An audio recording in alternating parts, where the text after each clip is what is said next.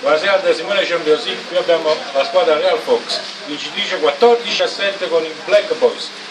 Con una differenza, per i Black Boys su torti se l'hanno mangiato e te ne una scusa che ma vinciuto perché torti, ma cosa ci mangiamo l'hanno fatto?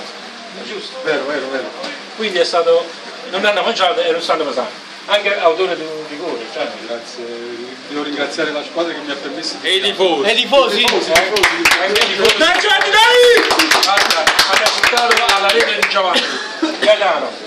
Siamo a punteggio pieno, siamo contentissimi e siamo la squadra da battere. Quindi la squadra da battere è Real Fox, Giovanni Scogliamino. E il panificio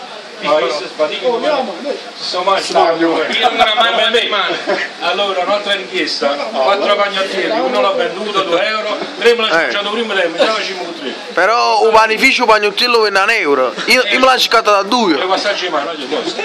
Da Simone Champions League è tutto, linea a Calapo.